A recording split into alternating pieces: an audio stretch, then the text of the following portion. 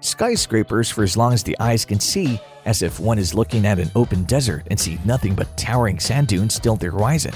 Visit the city of Shanghai, and all you can see are endless rows of skyscrapers from one end to another in the city made of glass and steel. There is one building that shines above them all, one which penetrates the clouds, making an engineering dream come to reality. Yes, we're talking about the Shanghai Tower and why, after just a few years after being built, is now closed for visitors. Welcome back to MVT. Today we'll be looking at one of the greatest engineering marvels in the world, the Shanghai Tower, and why you can't enter through its door. Is this permanent or is this just temporary? Stick around till the end and find out. The Shanghai Tower is the second tallest building in the world and the tallest building in China. It uses the latest in innovative techs to make sure the tower stays upright and is able to sustain fast winds, as the tower is built in an area where typhoon-level winds are quite frequent. The tower is 632 meters or 2,073 feet in height and was built by Shanghai Tower Construction and Development. The building was proposed in 2008 and construction started in 2009. It took only 6 years to build this mammoth tower, with the construction finishing in 2015 and the doors finally opened to the public in 2016. The tower was built to battle strong winds and has an innovative double-skin design. The tower has an outside triangle design, but inside it has a circular design, which is considered to be the usable space in the building. But this style has come under a lot of negative talk about that building, saying how using a circular inner shape is less efficient than using a square inner shape, but in reality, the inner circular shape also has a lot to do with making the building more sustainable and more environmentally friendly.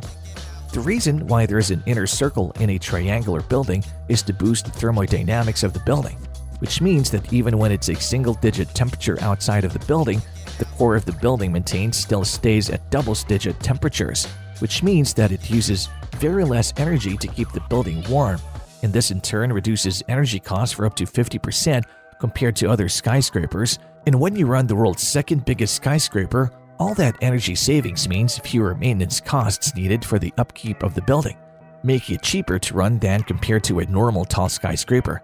If you've noticed already, the twisted shape of the skyscraper also has a reason behind it, and it's so to effectively reduce wind load compared to your other flat surface skyscrapers. The wind load for the Shanghai Tower is reduced by 24% thanks to its innovative shape. This is important considering how this tower is built in a typhoon-prone area. However, this idea is not a new idea that was created especially for this building. The developers for this building took cues from the tallest building in the world, which is the Burj Khalifa.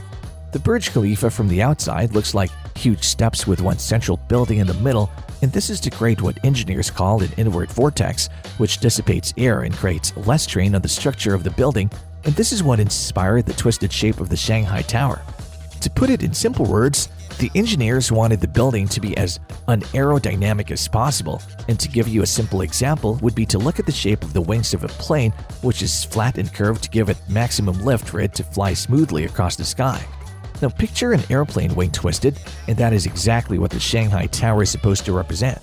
A massive tall building with unaerodynamic features that gives it its sturdiness and help keep its structural integrity.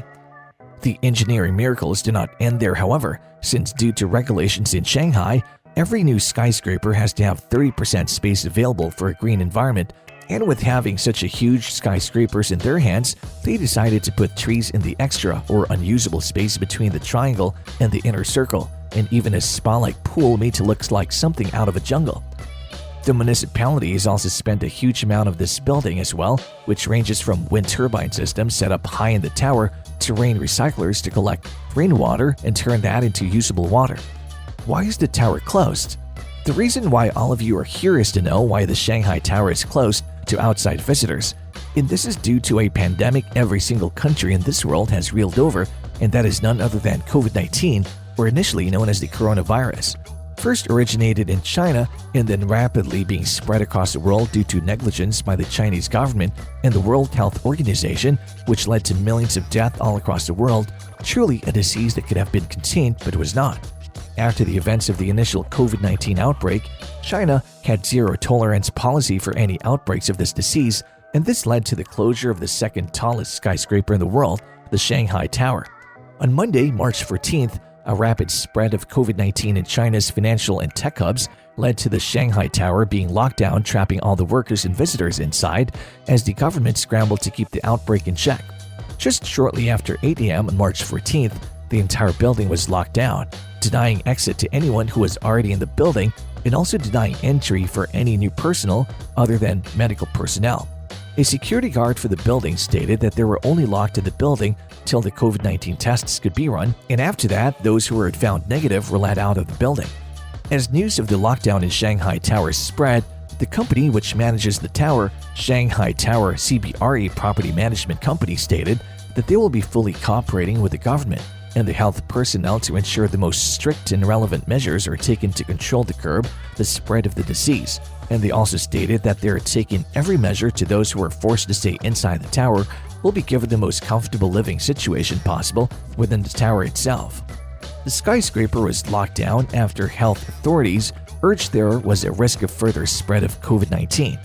With the tower being home to many multinational companies such as JP Morgan Chase & Company, it was certainly under much stress to have it under lockdown, and with the tower being a symbol to the city and being one of its proudest creations, the issue had to be handled delicately, and even though there have been no official statements on whether there were any COVID-19 carriers in the building or whether anyone was affected, they still put up a notice in the front of the building stating, "Blocked temporarily because of epidemic control needs." However, China is not new to sealing entire buildings, as it has done it before in the name to contain the spread of COVID-19. The lockdown of buildings, if there have been multiple cases reported for one building or even close contact with any of the COVID-19 patients, is in accordance with the zero-tolerance policy that China now has to the pandemic.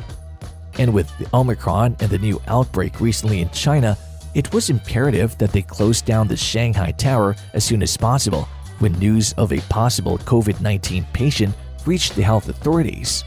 With cases raising to the numbers of what we saw at the beginning of the pandemic, China is trying to keep things in control to avoid another global catastrophe. And with most public parks and schools closed, we can see that they're taking this very seriously. However, the local government is facing heavy pressure to have the Shanghai reopen as soon as possible. But it may not be possible due to China's zero-tolerance policy, and we may still be a long way away before we can see the Shanghai Tower open in all its glory and get a chance to explore the tower. What do you guys think? Will the tower be open again soon?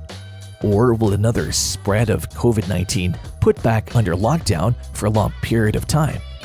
We sure hope it opens again soon so more people can enjoy the Shanghai Tower in all its glory. And that is all we have for today.